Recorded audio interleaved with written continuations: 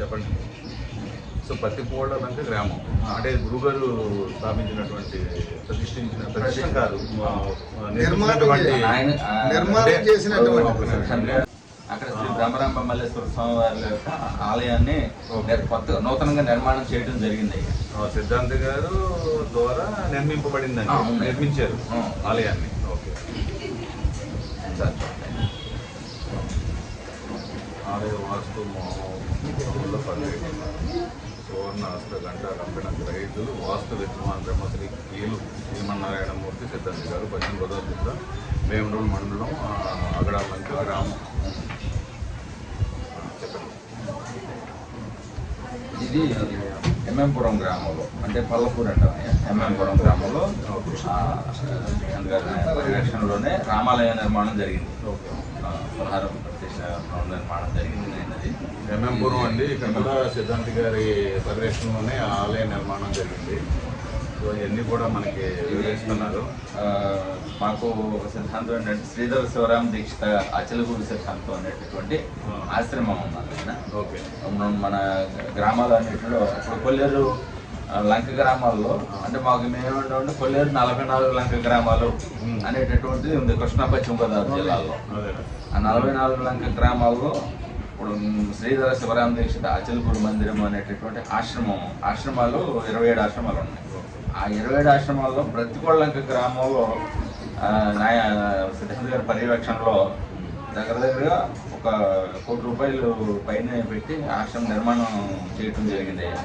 అది అంటే 2 రాష్ట్రాల్లో, తెలుగు రాష్ట్రాల్లో, ఆంధ్ర తెలంగాణలో ఎక్కడ కూడా ఇటువంటి నిర్మాణం ఇంత సుందరంగా ఇంత ఫెసిలిటీస్తో నిర్మాణం జరగడం అనేటటువంటిది మా సాంప్రదాయంలో ప్రతికొల్లంక గ్రామంలోనే జరిగింది.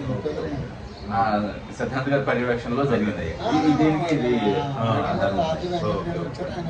2010లో బ్రహ్మరాంబ మల్లేశ్వర స్వామి వారి ఆలయం ప్రతిష్ట చేసే టైంలో అక్కడ ఆ స్థలంలో నిర్మాణం చేయటం అసాధ్యమని కొంతమంది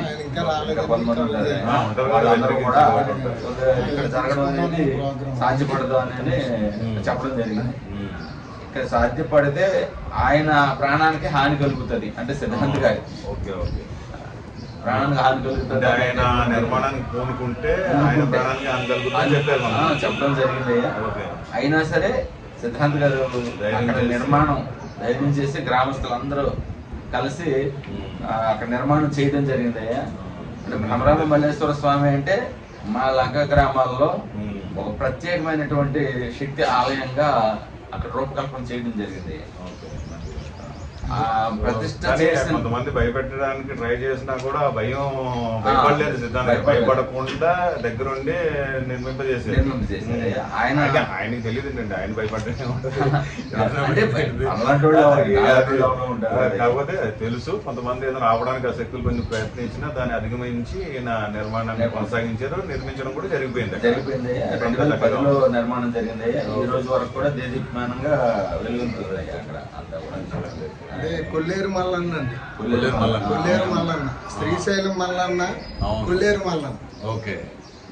ఇప్పుడు సాక్షి పేపర్ వాళ్ళు శ్రీశైలం మల్లన్నని కొల్లేరులో తీసుకొచ్చి కొల్లేరులో కొలువు తీరిన కొల్లేరు మల్లన్నగా నామకరణం అయిందండి. ఇవాళ కూడా ఆలయం దగ్గర కొల్లేరు మల్లన్న అనే ఉంటుంది బోర్డు. బ్రహ్మరాంబ మల్లేశ్వర స్వామి కొల్లేరు మల్లన్న. ఆగడలంక గ్రామంలో సుమారుగా నాయన గారు దగ్గరగా ఒక 8 ఆలయాలు 8 ఆలయాలని నిర్మాణం చేయడం జరిగింది అయ్యా. 8 ఆలయాల్లో ప్రత్యేకత ఏంటంటే దాంట్లో రామాలయం ఒక ప్రత్యేకత అయితే రామాలయం ఒక ప్రత్యేకత. ఆ ప్రత్యేకత ఏంటంటే రామాలయ నిర్మాణంలో భద్రాచలంలో ఏ విధంగా అయితే సీతారాముల స్వామివారి మూర్తి ఉంటుందో అలాగే ఆ స్వామివారి మూర్తి అనేటటువంటిది ఆగడలంక గ్రామంలో ప్రతిష్ఠించడం జరిగింది. భద్రాచలంలో ఎలా అయితే ఉంటారో సీతారామచంద్ర స్వామి అమ్మవారిలో అయ్యవారు అలాగా ఆగడలంక గ్రామంలో రామాలయంలో నిర్మాణం చేయడం జరిగింది ఆయన. అది ఒకటైతే ఇంకా ప్రత్యేకత ఏంటంటే పోలేరమ్మ వారి ఆలయం. అక్కడ ఇది కూడా అక్కడ సిద్ధాంతి గారు నిర్మాణం చేసినటువంటి ప్రతిదీ కూడా ఒక మిరాకిల్. ఒక ప్రత్యేకత అయ్యా. అక్కడ నిర్మాణం చేయటం అనేది ఒక పెద్ద అడుసు అన్న, అంటే దాన్ని ఏమంటారంటే ఒక కోపం.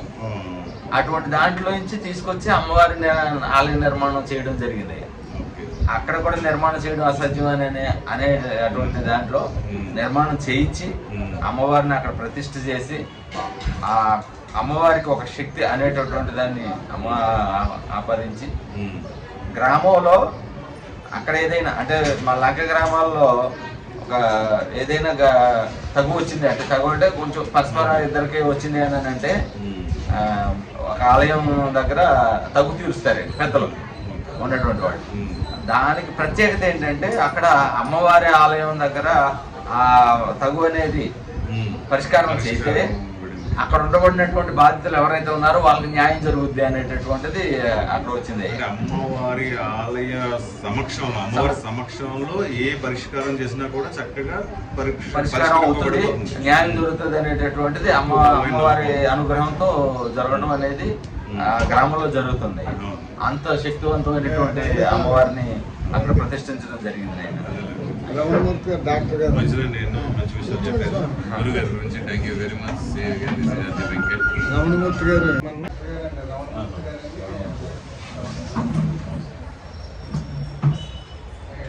కూర్చోండి.